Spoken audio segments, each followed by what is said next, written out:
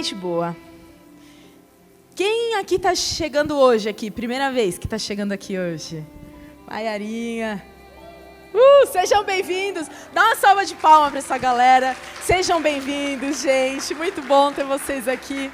Tem uma galera também que está saindo, que está numa transição, né? Os judeus, eles têm uma parada que 12 anos, o carinha já é um nombre, né? E aqui rola um jazz, porque é a galera que está saindo do MK e que está vindo para o nosso lado. Tem alguém aqui que está nessa situação?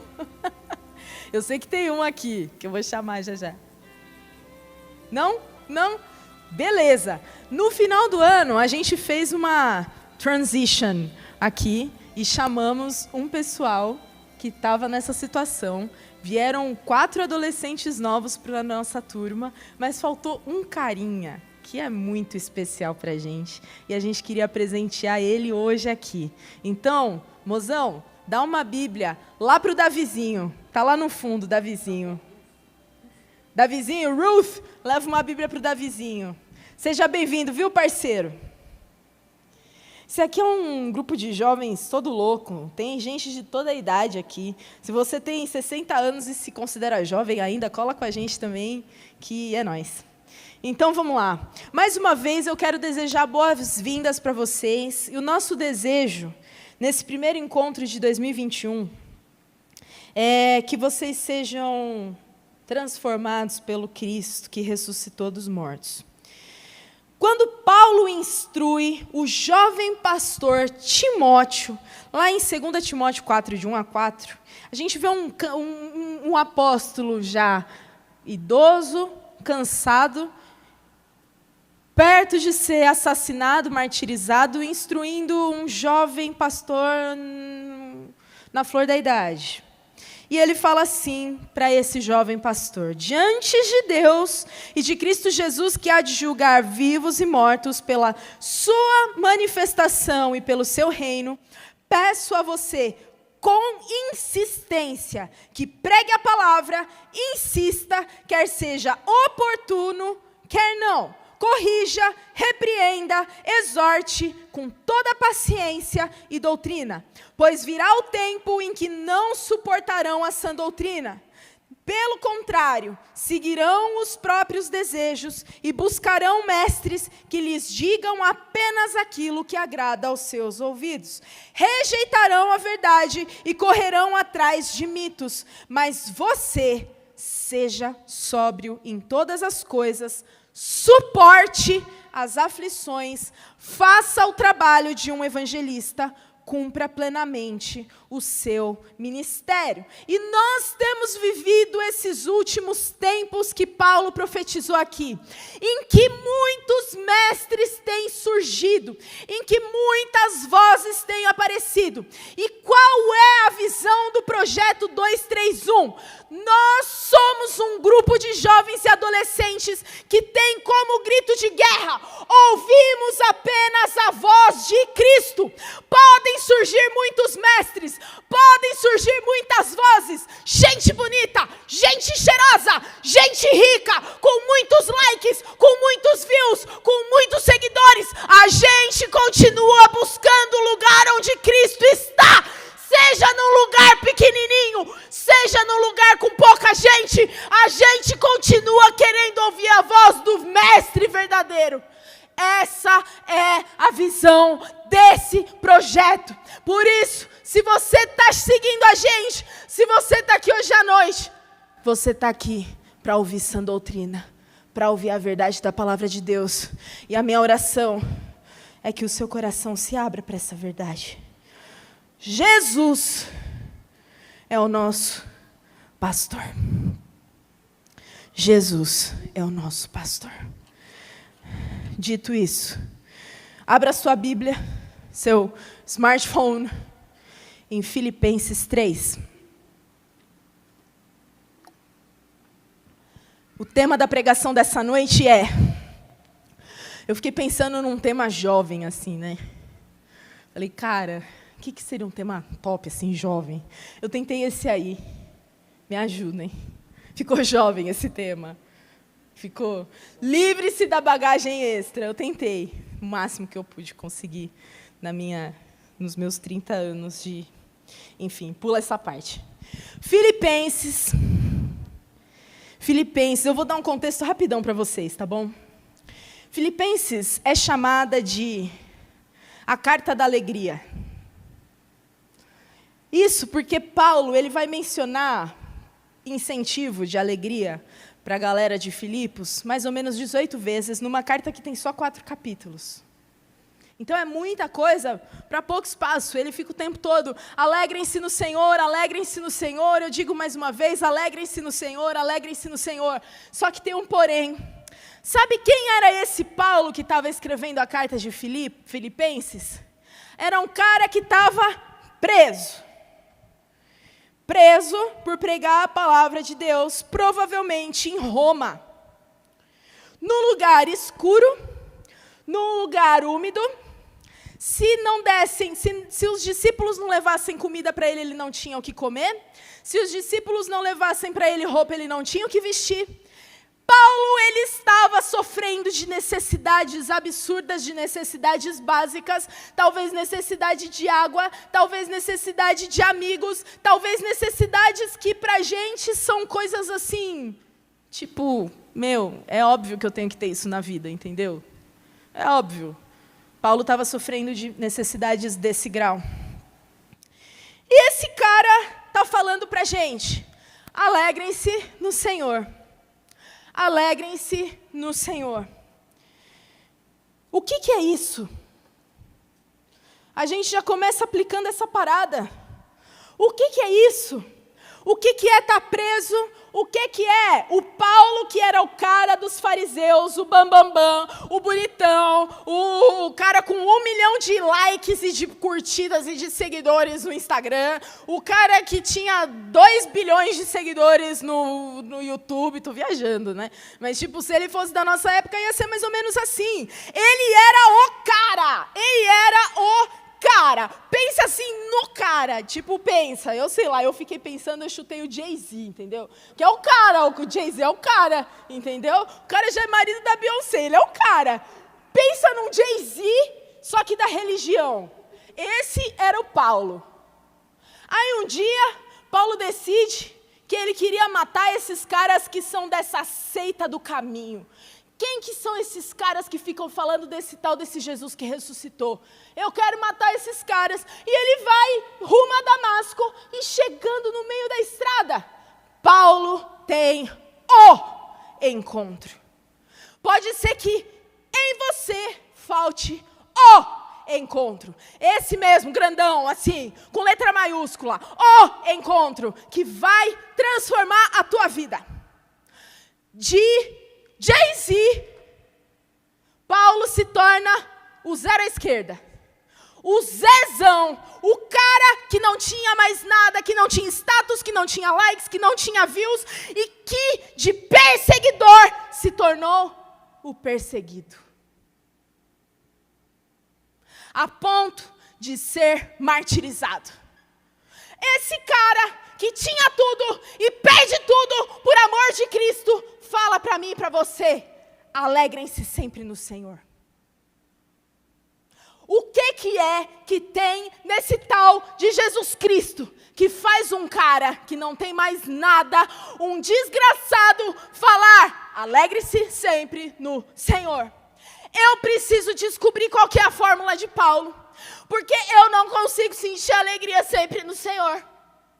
Tem muitos momentos da minha vida que eu estou para baixo, que eu estou angustiada, e que quando as coisas vêm sobre mim, elas me abatem. Eu preciso desse encontro com a alegria. Você precisa desse encontro com a alegria. Mas vamos continuar. No texto que a gente vai ler agora, e eu quero dar esse contexto todo para você conseguir entender, eu prometo que vai ser muito rápido hoje. Ele começa aconselhando os cristãos de Filipos a tomarem cuidado com os falsos mestres. Surgia no meio das igrejas cristãs uma galera que gostava de falar assim para os crentes. Não, só acreditar em Jesus não é suficiente.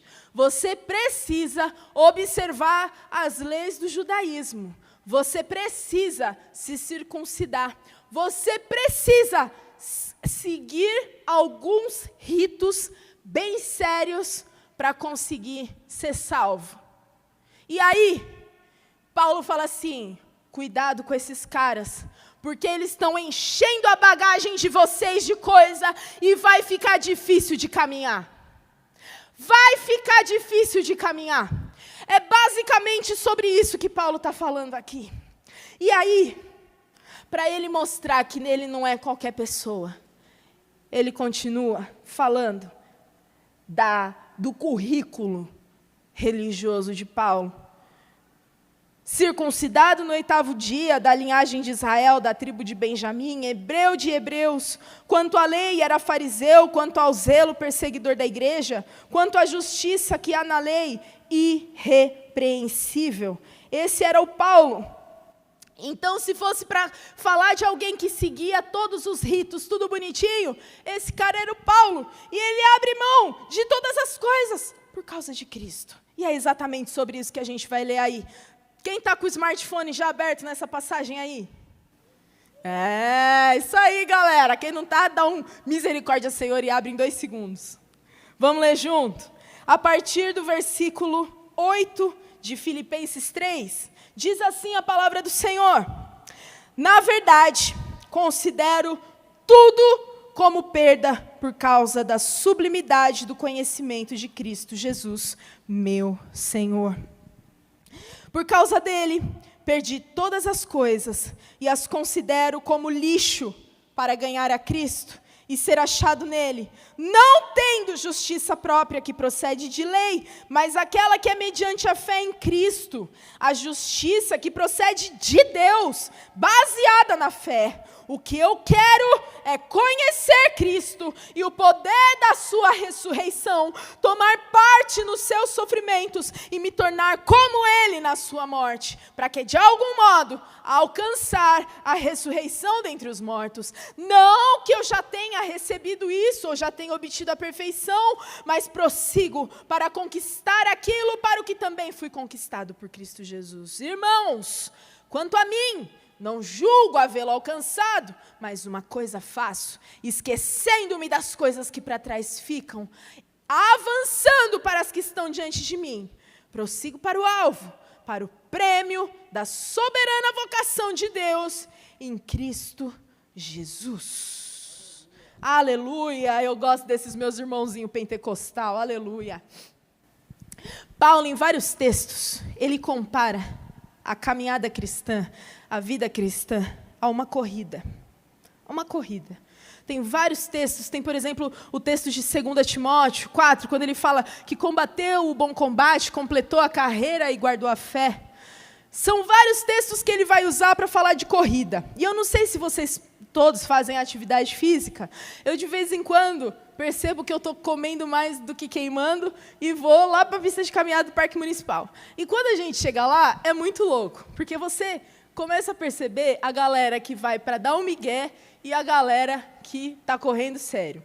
A galera que vai para dar um migué, geralmente, está com o tênis da moda, com aquele negócio no braço, com aquele negócio de medir o cardio, com 300 mil parafernálias. O cara vai lá na Decathlon, ou vai lá naquela outra loja lá do Shopping Tamboré, que eu esqueci o nome agora, da Centauro, e o cara faz uma compra de R$1.000 para fazer 2 caminhadas por semana. Vocês manjam desses caras. E aí, você vê o corredor de verdade. Aquele cara que tem a perna assim, toda rasgada assim. Você só vê músculo no cara. O cara tá com um tênis que você não reconhece nem a marca. Tipo, ele pagou R$120 no tênis, se foi muito. Tá correndo com a camiseta do vereador da eleição passada e o cara tá lá. A gente, quando tá nas parafernália, a gente dá vários migués. Você fala, não, eu vou comprar um tênis de R$600. Porque esse tênis, ele vai me ajudar a correr sem impacto. Mas você não corre. Para que você comprou esse tênis? Tipo, você gastou um dinheiro, vai pagar uma grana e você não vai usar ele, entendeu? Aí você usa para ir no shopping. porque fica estiloso no pé, fica bonitão. Beleza? Mas, o que eu quero dizer para você? Que o que define um campeão numa corrida não é o nível de equipamento, o nível de parafernália que esse cara usa para correr. O que define um campeão é o foco que ele tem no prêmio. E vocês não se enganem. A gente falou do Davizinho aqui, que está com 12. Está com 12, né, David? Está com 12. E a gente tem uns tiozão aqui que a gente não vai revelar a idade para não expor, beleza? Não fala, amor. Falei que não era para expor. Mas todos nós estamos numa corrida. Se você ainda não se ligou, se liga agora, porque você está nessa corrida. Todos nós que entramos aqui nessa igreja, estamos nessa corrida. Todo aquele que carrega o nome de Cristo está nessa corrida. E o que vai definir na minha e na sua vida a conquista do prêmio é o teu foco naquele prêmio a ser conquistado. Livre-se da sua bagagem extra. Qual é o prêmio que Paulo define aqui? Eu quero conhecer a Cristo e ser encontrado nele tão profundamente, a ponto de participar até mesmo das suas dores. É importante, jovens, é muito importante isso que eu vou falar agora. Que vocês saibam que a corrida que Paulo propõe para a caminhada cristã, corrida para a caminhada, vocês entenderam, né? Não é tipo uma corrida de 100 metros, tipo o Usain Bolt.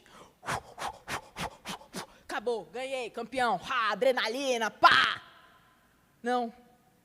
A corrida que Paulo está propondo para mim e para você é uma maratona. Por que eu falo que isso é importante para a gente? Porque jovem é viciadaço em emoção e adrenalina. A gente é ou não é? Qual que é o maior sonho da maioria da galera jovem? Pular de paraquedas. Por quê? Porque é o nível máximo, mais monstruoso de adrenalina que alguém pode ter. Fala aí. Tem uma galera que falou, eu não, tô fora. Eu não. Meu máximo foi pular do Sky Coaster. Eu conto isso, tipo, já pulei há 15 anos atrás, mas foi muito louco. Pulei de Sky Coaster no Hop Hari. Mas a gente é viciadaço em adrenalina. E aí a gente se depara com a caminhada cristã, que não tem absolutamente nada a ver com adrenalina, mas tem a ver com concentração, tem a ver com foco, tem a ver com treinamento, com paciência em suportar todas as coisas. Como é que a gente vai lidar com isso sendo viciado em adrenalina? Sabe como que a gente lida? Buscando as emoções do momento. É ou não é? Porque isso precisa ser suprido. Porque se eu não tenho as emoções do momento, aquilo morre dentro de mim. E aí quando eu percebo, eu estou há 2 semanas sem orar, cara. Sem ler a Bíblia, a gente nem comenta.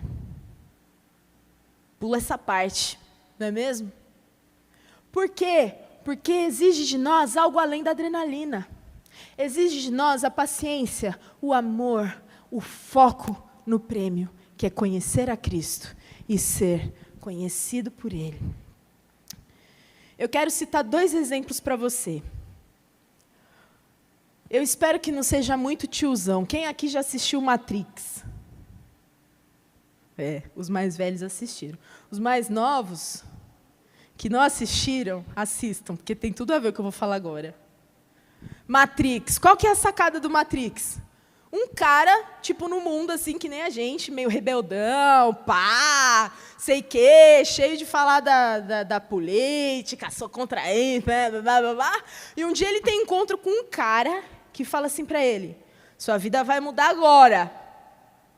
Pílula azul, pílula vermelha. Se você tomar a azul, você vai voltar para tua casa, você nem vai lembrar que eu existo. Mas se você tomar a vermelha, a partir de agora, sua vida muda. Muito louco. E aí, como bom jovem, né? A gente nem pensa muito nessas paradas. Vai mudar a vida? Tô dentro. Pílula vermelha. o cara vira um louco. E aí, quando ele acorda e ele começa a se recuperar daquele processo de transição, ele descobre que ele está num mundo paralelo, só que o mundo paralelo é o mundo real, tá ligado? E o mundo que ele vivia era uma Matrix controlada por robôs, e que, tipo, aquela coisa de rotina de trabalho, de cinema, de bibibi, de bobobó, de nananã, era tudo um sistema de computador programado para manter as pessoas anestesiadas, controladas, manipuladas. E ele de fora, ele vive uma vida sem glamour, sem comida cara, sem nada disso, nananã. Só que ele entra lá na Matrix para destruir os robôs. Dei todo o spoiler do filme, mas vocês não assistiram, mano? O filme é muito bom, vocês têm que assistir, mesmo assim. Qual que é a sacada? A sacada é que as luzes, o palco, a beleza, essas coisas que a gente idolatra, o status, a popularidade, ficar o tempo todo feliz, ficar o tempo todo bem, ficar o tempo todo na emoção, isso tudo é a Matrix. Mas a vida real, a vida com Cristo, a vida de olhos abertos, não tem nada disso. E não precisa disso. Vocês estão acompanhando o raciocínio? Beleza, vou contar mais uma história para vocês. Tem um livro muito antigo, muito antigo, mas é o livro que todo cristão deveria ler, que se chama O Peregrino, de John Bunyan. Comecei a ler essa semana pela segunda vez. Nesse livro, John Bunyan, ele fala que teve um sonho, e nesse sonho ele vê um cara com um livrinho na mão. E esse cara começa a ler esse livro, e ele começa a tremer, e ficar desesperado com o que ele está vendo nesse livro. Esse livro estava contando para ele que a destruição estava chegando. E ele fica angustiado, e ele vai para sua família e fala: a destruição está chegando, o que eu preciso fazer? A destruição está chegando. E a família dele fala: relaxa, calma, você está maluco, descansa um pouco, não tem nada disso. E ele não consegue dormir, e cada vez que ele lê esse livro, ele fica mais angustiado com a sua própria realidade. Até o momento em que ele pega a sua mochila nas costas e começa a correr para longe daquela cidade. O nome desse cara do sonho, de John Bunyan, é Cristão. E a cidade de onde esse cara estava fugindo se chamava Cidade da Destruição. Ali, naquela cidade, os seus parentes, os seus vizinhos gritam: volte, cristão, fique conosco, você está viajando, não tem nada disso. E ele coloca as mãos nos ouvidos e sai correndo, gritando: vida, vida, vida eterna. Ele quer desesperadamente encontrar essa vida eterna. 2 dos seus vizinhos vão atrás dele. Um se chama inconstante e o outro se chama obstinado. Os 2 estão dispostos a fazê-lo mudar de ideia. Mas quando eles chegam para Cristão e falam: você está louco? Você vai deixar a sua casa, você vai deixar a sua família, você vai deixar o seu conforto, você vai deixar o seu status por causa de uma loucura da sua cabeça. Cristão fala: eu preciso encontrar uma saída, porque tudo isso vai acabar, e eu preciso ser salvo, eu não posso ser destruído. Obstinado volta para casa, porque ele acha que Cristão está louco, e que a verdadeira vida era aquele que ele levava. Mas o inconstante fica na dúvida e paga para ver, e vai atrás de Cristão. Os 2 seguem rumo ao caminho estreito.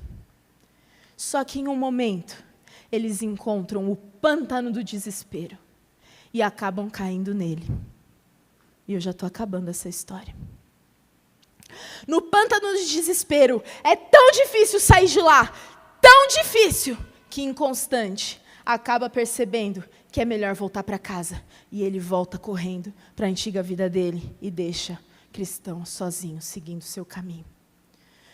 Essas são só as 3 primeiras páginas do livro. É um livro muito louco mesmo. O que eu quero dizer para você, nessa noite, é que pelo prêmio, você vai precisar abrir mão de coisas na sua vida. Por esse prêmio, você vai precisar abrir mão de coisas na sua vida. A vida com Cristo não acontece dentro do nosso conforto, dentro do nosso comodismo. Uma hora essa mochila nas tuas costas vai pesar. Essa tua mochila vai pesar e já está pesando, cara. Porque já está difícil você entender o que Cristo quer de você. É ou não é? Eu estou falando bobagem? Olha para mim assim, só dá uma piscada assim. 2 para sim e 1 para não. É muito difícil seguir a Cristo. Talvez vocês não ouçam isso em muitos lugares. Mas seguir a Cristo, uma maratona que exige de mim e de você paciência e foco no prêmio, que é conhecer a Cristo e ser achado nele. Jesus, Ele está te chamando. Vem, vem. Só que ao mesmo tempo, existem muitas vozes que estão falando para você, fica. Mais um tempinho. É a graça. É a graça. Vocês ouvem bastante isso? É a graça? É a graça. Fica aí de boa. É a graça. Você é amadinho do papai. Isso é mesmo, tá bom? Mas é a graça. É de boa. É suave. Tá tudo certo. Você já está salvo. Tá tudo de boa. Você está numa corrida. Você está numa corrida, eu estou numa corrida. E eu quero que você saia daqui nessa noite com sangue nos olhos para correr essa corrida do jeito que tem que ser corrida. A tua idade não define como é a sua vida com Cristo. É a Bíblia que define como é a sua vida com Cristo. E ela já definiu. É uma corrida que tem que ter constância e que tem que ter foco naquele que nos redimiu, que nos resgatou das trevas para a sua maravilhosa luz. O prêmio é grande, gente. O prêmio é uma vida eterna ao lado de Cristo. O prêmio é viver uma vida nessa terra. Por mais que as dificuldades cheguem para você, e elas vão chegar, encontrando alegria constante, paz que excede todo entendimento. É sobre isso que Paulo está falando aqui. Vocês estão entendendo isso tudo? Jesus, Ele está te chamando hoje para seguir a Ele. Quantos aqui desejam ouvir essa voz? Ninguém? Vocês não querem ouvir essa voz? Saquei, vamos embora.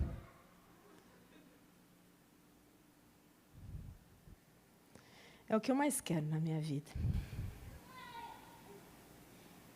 Ouvir essa voz. Mas de verdade, sabe? Bem de pertinho assim.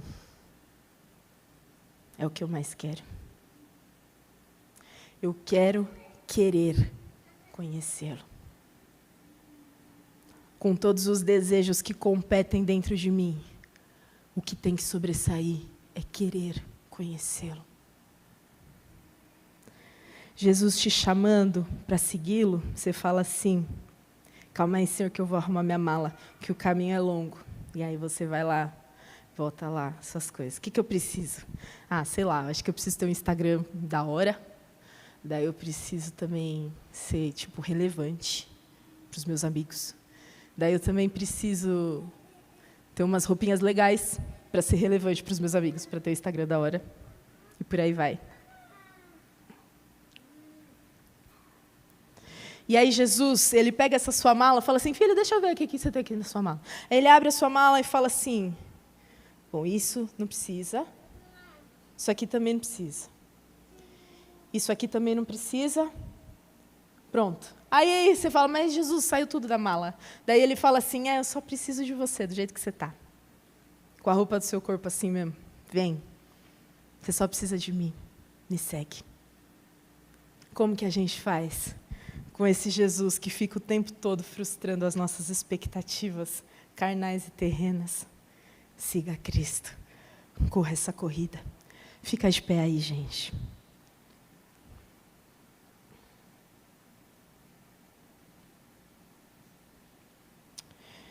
Eu quero que vocês pensem por um minuto, sobre essa bagagem que vocês têm carregado e que tem impedido vocês de assumir um compromisso sério com Cristo.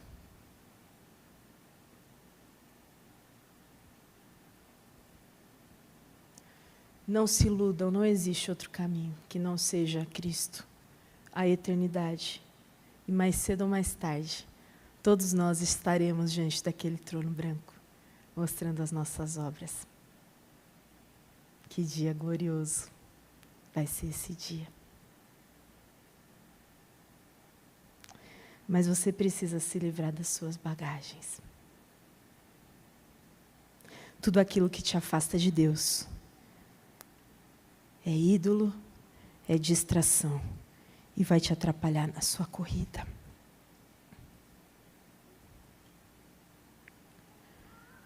Que o Senhor tenha misericórdia da gente, né, pessoal?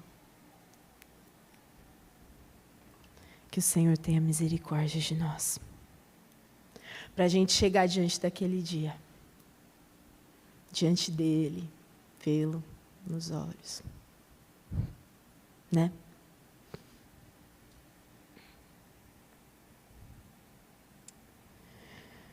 Senhor Jesus, eis aqui os teus filhos, eles são teus filhos, todos eles aqui. O Senhor conhece cada um deles pelo próprio nome deles.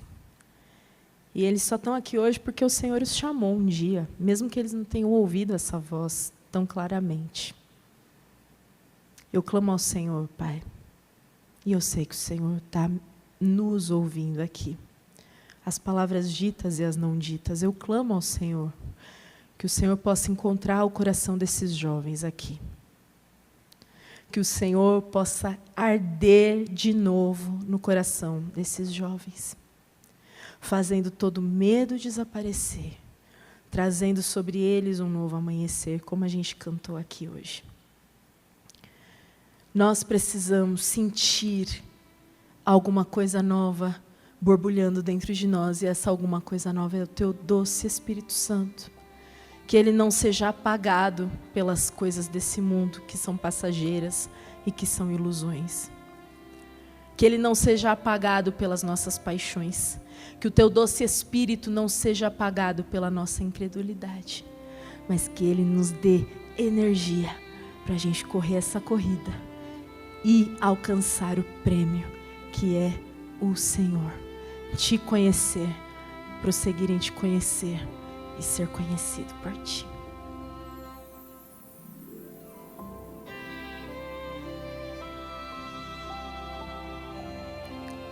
Jesus, nós te amamos, te agradecemos por esse tempo. Obrigada por essa casa estar cheia. É pura graça do Senhor que os teus filhos possam se sentir abraçados pelo Senhor aqui dentro e lá fora. Em nome de Jesus, que a graça do Senhor, que as consolações do nosso Espírito Santo e que o amor do nosso querido e amado Cristo estejam sobre a vida de cada um de vocês. Que vocês possam ir na paz do Senhor, sabendo que o Senhor os encontrou. Amém.